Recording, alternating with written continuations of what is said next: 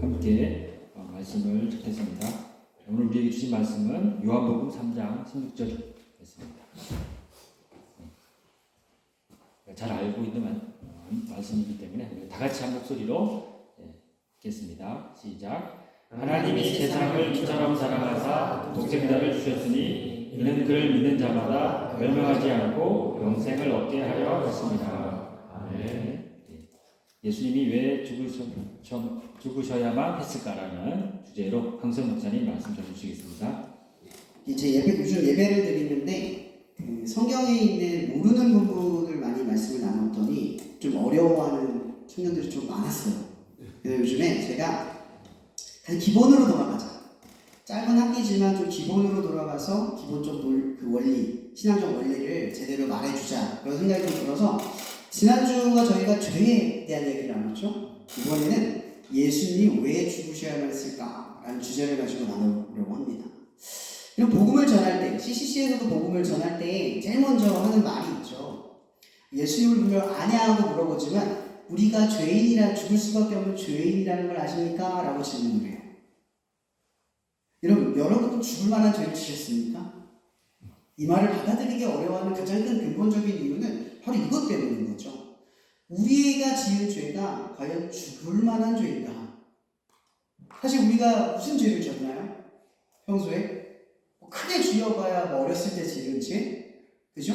도덕적으로 양심으로 지은 죄들이 있겠죠? 근데 그런 죄들이 모인다고 하는데 죽을 만한 죄라고 여러분 납득이 안 되죠? 그죠? 예수님이 그런 죄 때문에 죽었다고 하면 답이 안 나올 거예요.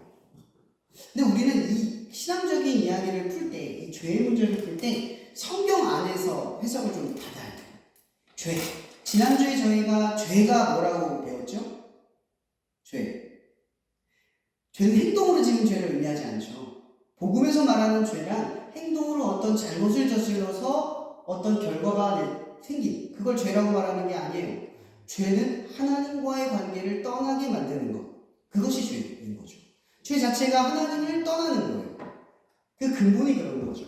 그걸 창세기 3장에서 다루고 있는 거예요. 너무 잘 알고 있죠? 창세기 3장의 이야기는 아담과 하와 그리고 하나님의 이야기예요. 그리고 뱀이 등장을 하죠.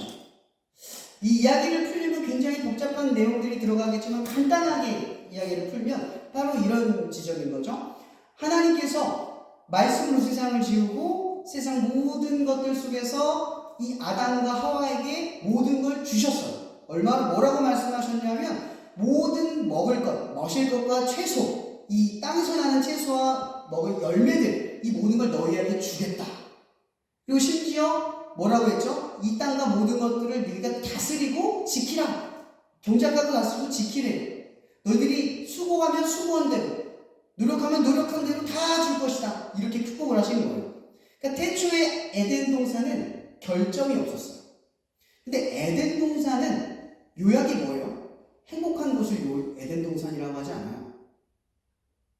퍼펙트한 공간을 에덴 동산이라고 하지 않아요. 거긴 유토피아가 아니에요. 우리가 꿈꾸거나 그렸던 여러분들 좋아하는 거 있죠? 남자들 게임 좋아하잖아요. 게임만 24시간 해도 내 삶에 돈이 막 들어오는 그런 세상이 아니라는 거죠.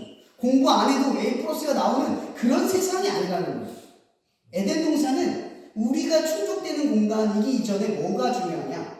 하나님과 함께 했던 공간이라는 거죠. 그게 핵심이에요.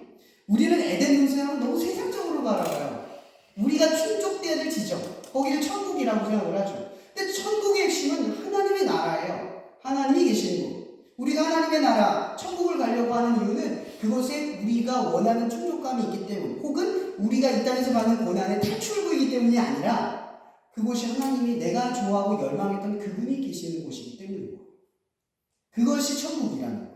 거기가 에덴 동산이라는 거죠. 그러니까 결국 죄의 결과가 뭐겠어요? 에덴을 떠나는 거죠. 그 에덴을 떠나는 건 고생의 출발점이라고 말하는 게 아니라 하나님과의 함께했던 곳에서 분리되기 시작했다. 떠났다. 이걸 의미를 한다는 거죠. 이게 죄예요. 근데 이 죄가 뭐로 출발했죠? 말씀을 어기는 것에서 출발했어요.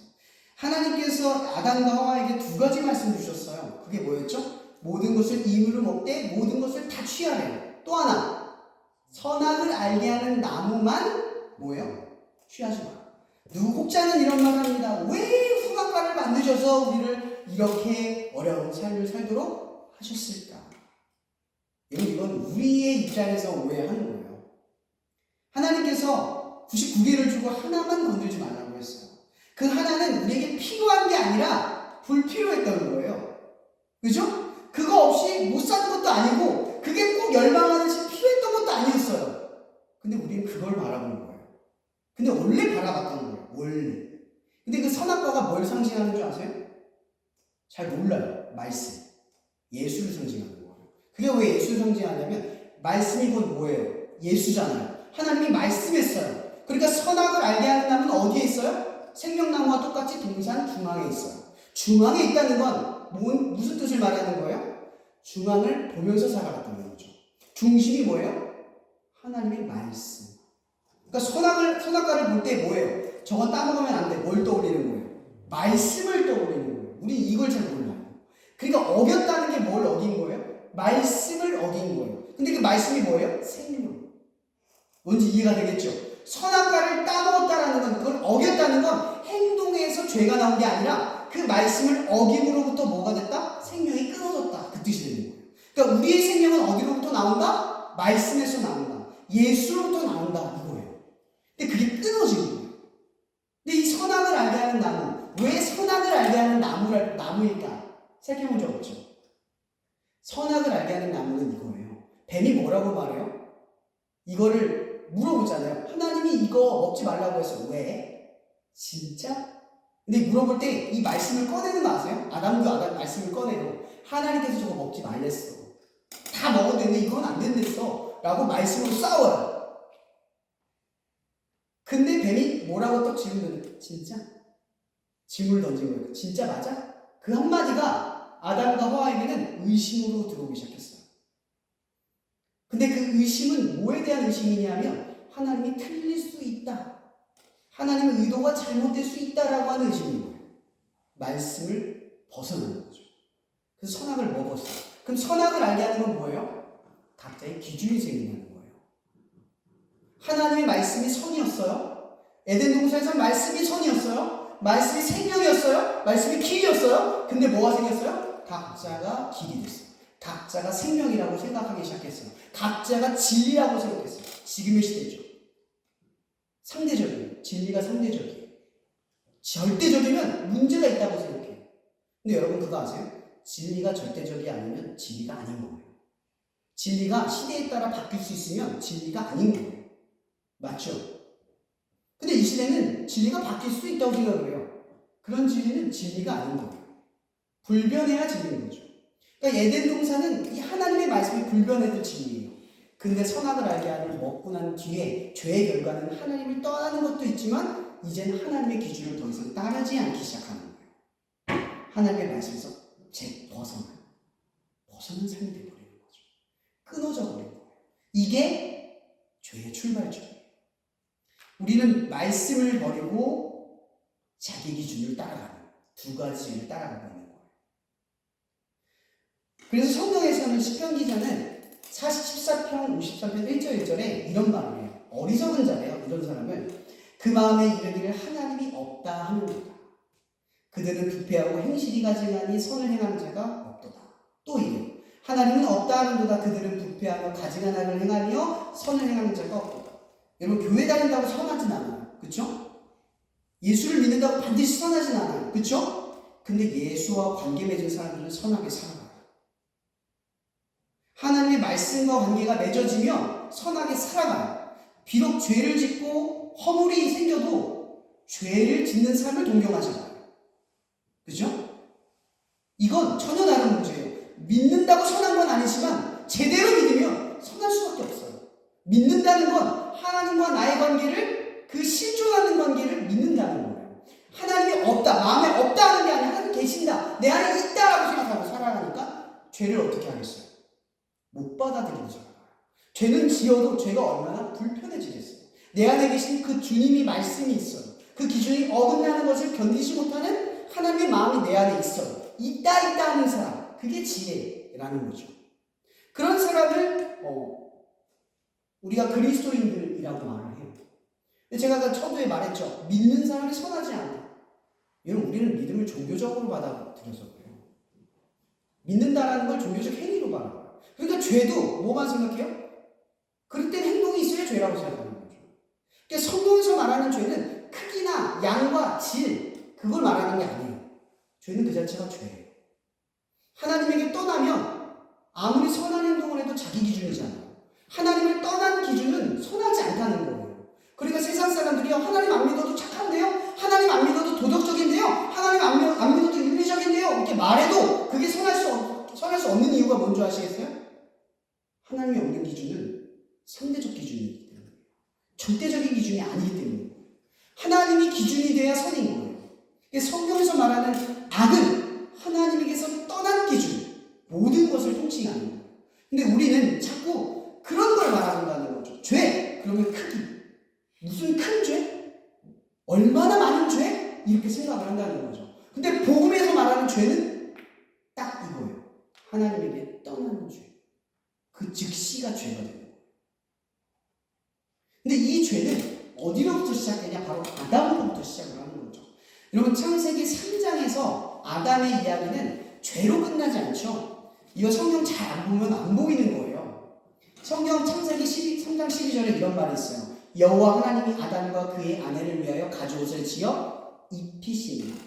이거 잘 못 봤죠? 이런 이 당시에는요, 하나님께서 채소와 열매를 먹으라고 했지 고기를 먹으라고 하지 않았어요. 그러니까 땅에 피가 떨어진 적이 없는 거예요. 육식이 없는 시대인 거예요. 그게 불필요한 시대인 거죠. 근데 뭐예요? 가죽옷을 만들었다는 건 뭔가가 희생이 됐다는 거예요. 그죠? 근데 가죽옷을 왜 입혔어요, 하나님이? 그들이 자기가 부끄러운 줄 알므로 뭐예요? 죄를 깨달으니까 자기의 기준이 생기고 자기 기준을 생각하니까 의욕이 있다는 사실 때문에 상대를 바라볼 때 죄가 느껴지는 거예요. 도둑놈이 재발견이듯이 사기꾼이 사람 못 믿듯이 자기 기준이 생기는 순간 사람을 못 믿기 시작합니다. 그래서 하나님께서 어떻게 했어요?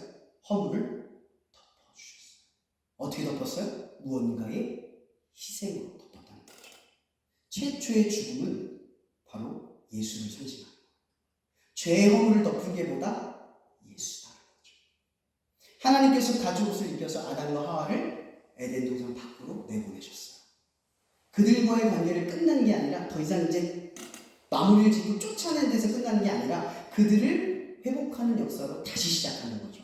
아니죠. 원래부터 그런 계획은 있었던 거예요. 왜냐하면 창세기 1장 1절과 요한복음 1장 1절은 굉장히 동일한 내용으로 이어져요. 보세요. 태초에 하나님이 천지를 창조하시니라. 이게 창세기 1장 1절이에요. 태초에 말씀이 계시니라. 이 말씀이 하나님과 계셨으니 이 말씀은 곧 하나님이시니라. 이 말은 무슨 얘기냐면 하나님이 세상을 지을 때 말씀이 계셨고 그 말씀은 세상을 지을 때 세상에 계셨어요. 그렇다는 건 이런 세상이 될 걸 이미 아시고 예수는 이 2000년 전 이 모든 것이 시작되기 그 전부터 우리를 구원하시기 위해 예비되고 준비된 존재라는 거예요. 하나님의 완벽한 계획인 거죠. 죄가 우리의 결과라면 구원은 하나님의 뜻이라는 거예요. 여러분, 지난주에 나눴던 주제가 이거였죠. 하나님은 사랑이다. 여러분, 사랑이다라는 건 뭐예요? 그분의 의도가 사랑이라는 거예요. 이걸 알아야 돼요. 의도가 사랑이라는 건 그분의 계획도 선하다는 거예요. 여러분, 사랑으로 행동하는 것은 나에게 고난과 역경을 주더라도 그 의도가 선함으로 그건 선한 거죠. 맞죠? 근데 의도가 악한데 내게 천군 만군을 준다면 그 결과는 악한 거예요. 맞죠? 하나님은 사랑이에요. 하나님은 선하시는 거죠. 그러니까 하나님의 계획은 우리를 구원하시기 위해 있는 거라는 거죠. 자, 제가 왜 예수가 죽어야만 했는지에 대해서 어떤 예화로 간단하게 요약을 설명을 합니다. 두 명의 쌍둥이가 있습니다. 하나는 굉장히 선하고 착하게 살아가고요. 또 하나는 집에서 굉장히 불량한 생으로 사고를 쳐요. 어느 날 이 두 형제가 크게 성장을 하게 됩니다. 이 형은 굉장히 공부도 잘하고 모범적이고 정말 집안에서 인정을 받고 집안에서 가장 존중을 받는 그런 형의 삶을 살아가요. 근데 둘째는 밖에서 사고를 쳐요.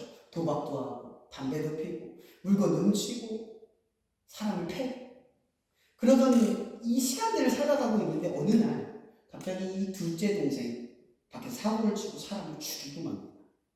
근데 그 죽이고 난 뒤에 그 피가 자기 몸에 튀었어요. 죽이고 나니까 자기도 놀라서 불이 나게 집으로 도망쳐나옵니다. 집으로 도망갑니다. 집에 딱 갔더니 형이 있는 거예요. 무슨 일이야? 갑자기 무슨 일이야? 근데 갑자기 밖에서 형사들이 문을 쾅쾅쾅 두드립니다. 그러자 형은 자기 옷을 벗고 동생의 옷을 뺏어입고선 동생의 옷을 자기가 입게 됩니다. 그리고 이 형은 온 형사들에 의해서 붙잡혀 가게 되죠. 그렇게 형은 살인을 하지 않았으면서도 살인죄를 갖게 됐고, 동생은 살인을 했음에도 불구하고 아무런 죄가 없는 사람이 되고 맙니다. 이렇게 두 사람은 법정에 끌려가게 되죠. 한 사람은 법정에서 재판을 받기 위해, 한 사람은 그 재판을 받는 형을 지켜보기 위해. 자, 그러면 여러분들에게 이런 질문을 던지겠습니다. 땅, 사형. 그렇게 형은 사형을 받게 돼요. 자, 이제 형은 사형을 받고 죽게 됩니다. 그럼 이 동생은 이제 누구의 신분으로 살아갑니까? 형의 신분으로 살아가겠죠. 이제 더 이상 동생의 신분은 사라졌습니다. 동생은 죽었거든요. 바로 예수가 우리의 죄를 위해 죽었다는 것이 이러한 의미입니다. 우리의 모습으로 아무런 죄가 없는 그분이 죽음으로써 그 죄, 삭을 해결하셨다는 거예요. 그러니까 에덴 동산에서 하나님께 씻을 수 없는 죄를 지었던 우리가 스스로 해결할 수 없는 그 문제를 해결하기 위해 예수가 죽으실 수밖에 없었다는 겁니다. 자, 이제 이 동생은 누구의 신분으로 살아갑니까? 동생의 신분으로 살아갑니다. 근데 만약 이 형의 신분으로 살아갑니다. 근데 이 동생이 만약 형의 신분으로 살아갈 때 어떻게 살아가야 하죠? 형의 태도와 형의 모습과 형의 삶을 따라가야 합니다. 근데 어떻게 따라갈 수 있을까요? 흉내만 내지 않을 겁니다. 형이 죽는 순간을 동생이 보게 되죠. 그리고 이 동생은 형의 죽음을 통해서 얼마나 슬픔, 아픔, 고통을 겪게 될지 우리는 상상할 수 없습니다. 바로 그리스도인들이 변화되는 촉발점이 바로 이 지점이라는 거예요. 예수가 나를 위해 죽으셨다. 나의 죄 때문에 죽었다.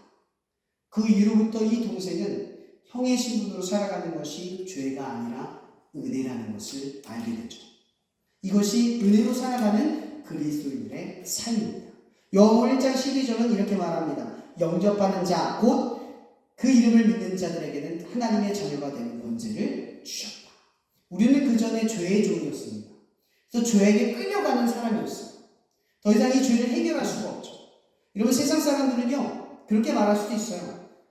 자기 의지에 따라 죄에 앉을 수 있죠. 잘못 앉을 수 있잖아요. 근데 과연 진짜 그렇습니까? 우리 기준이 상대적이고 절대적이지 않는데 누구도 선할 수 없는 우리의 존재가 죄를 안 짓고 스스로 그렇게 살아갈 수 있다라고 믿는 것은 거짓된 신념에 불과합니다. 히틀러도 자기가 하는 행동은 선하다고 믿었어. 누구는 혹자는 그런 말합니다. 무지한 자가 신념을 가질 때 무섭다. 올바른 기준이 없는 사람이 자기가 옳다라고 믿을 때 가장 잔혹한 인간이 됩니다. 마찬가지로 우리가 생각할 것, 바로 이 하나님이라고 하는 이 믿음의 기준이 없을 때 우리는 가장 큰 죄인의 모습으로 살아갈 수밖에 없다는 걸 깨달아야 합니다. 우리는 끝으로 이 말씀을 기억할 필요가 있습니다. 베드로후서 3장 9절입니다. 주의 약속은 어떤 이들은 더디다고 생각하는 것 같이 더딘 것이 아니라 오직 주께서는 너희를 대하여 오래 참으사 아무도 멸망하지 아니하고 다 회개에 이르기를 원하시느니라. 이런 끝으로 이것만 기억하십시오.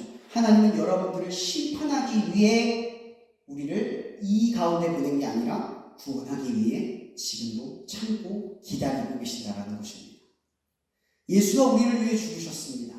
그리고 그분의 죽으심은 우리를 구원하기 위해 죽으셨음입니다. 그렇게 우리는 이 한 가지 사실을 기억해야 합니다. 예수는 나를 위해 죽으셨습니다.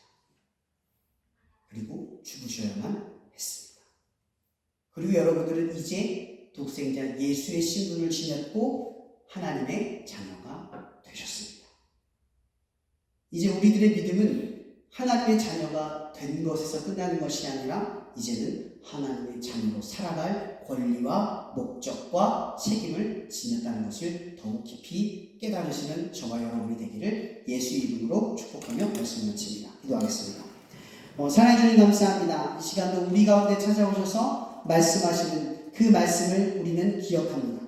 이 세상 사람들은 기준이 없고 자기들이 옳다고 믿으며 예수가 나를 위해 죽었다는 사실 앞에 나의 죄를 얼마나 심각하게 바라보지 못하고 그런 곁길로 그렇게 그릇된 길로 살아갑니다.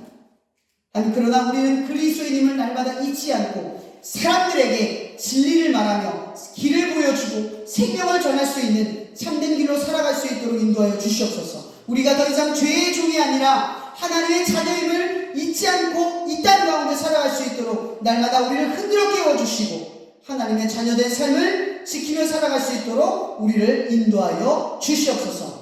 모든 것에 감사하며 살아계신 예수 그리스도 이름으로 기도합니다. 아멘. 예, 도움 기도 드리겠습니다. 우리 삶의 주인이 되시는 아버지 하나님, 우리가 이 캠퍼스에서의 이 저녁 시간을 하나님께 드릴 수 있게 해주시고 주님 앞에 나와 찬양하며 예배하게 하시니 감사드립니다. 또 오늘 주신 말씀을 통해서 정말 죄가 무엇이며 또 예수 그리스도의 그 구원이 얼마나 큰 은혜인지 알게 하시니 감사합니다. 우리 이것을 머리로 알지 아니하고 우리가 참으로 이것을 깨달아 우리 삶 가운데 참된 하나님의 자녀로서의 삶, 예수님 우리 허락해 주신 그 빛의 자녀로서의 신분으로 살아가는 저희들 다 되게 하여 주시옵소서.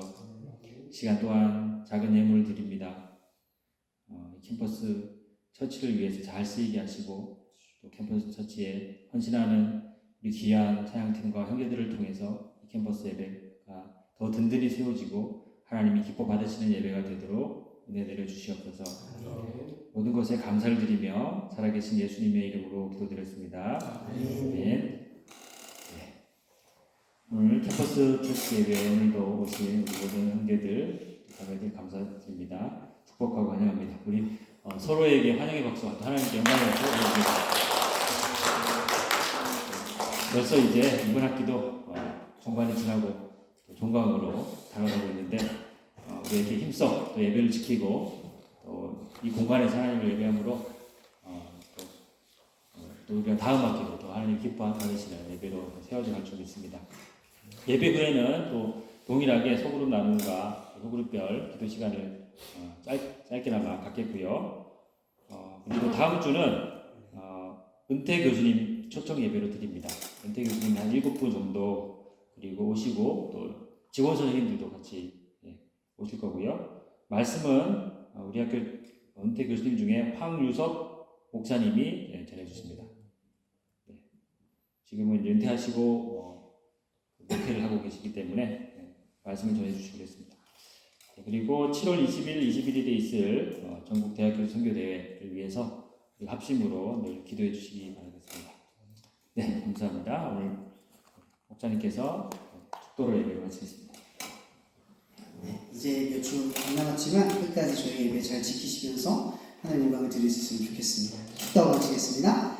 이 시간도 우리를 사랑하시는 하나님의 사랑과 그 무엇으로도 형용할 수 없는 그리스도의 은혜와 날마다 이러한 하나님의 자녀로 살아갈 수 있도록 깨우쳐 주실 성령 및 교통 역사하시니 날마다 우리 삶 가운데 함께 하시기를 예수 그리스도 이름으로 축원하며 기도합니다.